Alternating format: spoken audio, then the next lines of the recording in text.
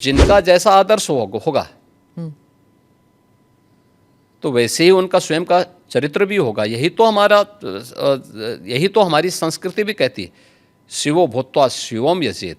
ये वही ब्रीड है जो बाबर से लेकर के औरंगजेब तक और जिन्नात तक को महिमामंडन करते हैं। तो देश के प्रति इनके भाव क्या होंगे, भारत की विरासत के प्रति इनके भाव क्या होंगे, हम न्याय नहीं कर पा रहे हैं, अपने साथ भी, अपने समाज के साथ भी और अपने देश के साथ भी। योगी जी, आपने डबल इंजन सरकार का जिक्र किया। अखिलेश जी कहते हैं डबल इंजन क्या, अब तो इंजन एक दूसरे को नमस्ते तक नहीं करती। हाँ, देखिए, ये उनके संस्कार थे।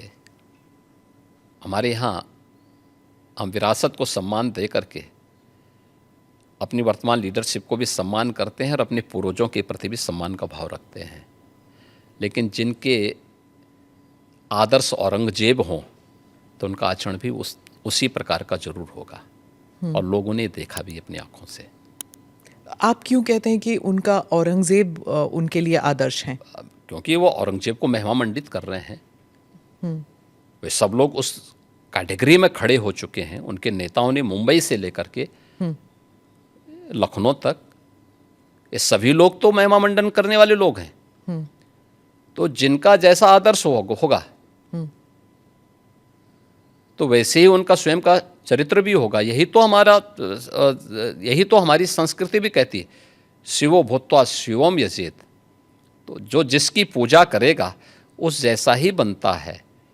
हम राम को आदर्श मानते हैं, कृष्ण को आदर्श मानते हैं, शिव को आदर्श मानते हैं, उनकी पूजा करते हैं, तो स्वाभाविक रूप से उनके अच्छे गुण भी हमारे अंदर उनकी कृपा से समाहित होते हैं। जो औरंगजेब को, बाबर को अपना आदर्श मानता होगा तो उन जैसे गुण भी उनके अंदर देखने को मिलेंगे, और ये आचरण लोगों ने अपनी आंखों से देखा भी है और आगे भी देखेंगे। वो कहते हैं आपको हिस्ट्री के बारे में कुछ पता नहीं है। राणा संगा के बारे में उन्होंने कहा कि वो थे जिन्होंने बाबर को न्योता दिया था। आप जानते नहीं हैं अपने विरासत के बारे में। हिस्ट्री ये लोग जानते हैं। हिस्ट्री यही लोग जानते हैं जो जिन्ना को महिमामंडित करते हैं। हमें याद है, इसी उत्तर प्रदेश में हम लोग लौह पुरुष सरदार वल्लभ भाई पटेल की unity, run up for unity के कार्यक्रम के साथ जुड़ रहे थे। हमने पूरे प्रदेशवासियों को इसके लिए आमंत्रित किया था। सरकार भी थी, भारतीय जनता पार्टी भी थी, सभी दलों को हमने आमंत्रित किया था। एक तरफ सरदार वल्लभ भाई पटेल जो भारत की एकता के आदर्श हैं, भारत की एकात्मता के शिल्पी हैं, हम उनके प्रति श्रद्धा का भाव व्यक्त कर रहे थे, और ये लोग जिन्ना को महिमामंडन कर रहे थे।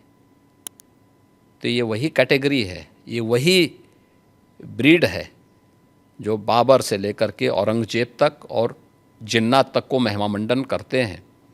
तो देश के प्रति इनके भाव क्या होंगे, भारत की विरासत के प्रति इनके भाव क्या होंगे, भारत के महापुरुषों के प्रति क्या इनके भाव क्या होंगे, ये अंदाज़ा इसी से लगाया जा सकता है। और ये लोग अवसरवादी भी हैं, इनको पलटी मारने में कोई देर नहीं लगेगी।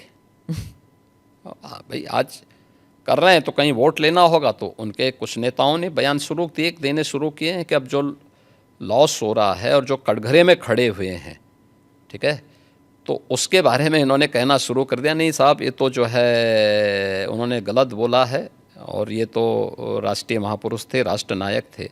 राणा सांगा के इतिहास को अगर इन्होंने पढ़ा होता, वो महान योद्धा जिसके शरीर के घाव इस बात को बताते थे कि इन्होंने भारत की धर्म और संस्कृति को बचाने के लिए उस समय किस प्रकार के पराक्रम का परिचय दिया था। ये महाराणा प्रताप, महाराणा सांगा, छत्रपति शिवाजी महाराज और गुरु गोविंद सिंह के बारे में ये लोग बताएंगे। इतिहास के बारे में लोग क्या जानते हैं? जो औरंगजेब और बाबर की पूजा करते हों, जो जिन्ना को अपना आदर्श मानते हों, इन लोगों से इसकी उम्मीद नहीं की जा सकती है। और आप विधानसभा में आपका एक भाषण भी था, आपने कहा था कि अगर औरंगजेब का महिमा मंडल कर रहे हैं, वो जो नागपुर में जो कर रहे हैं, उनको यूपी आना चाहिए, हम उनका इलाज कर देंगे। इलाज कैसे करेंगे आप? देखिए, किसी भी बीमारी का उपचार कि अलग अलग केंद्र होते हैं, तो यूपी ऐसे लोगों को बहुत अच्छा उपचार देता है। उनकी जैसी डिमांड होगी उस प्रकार का उपचार दे देंगे।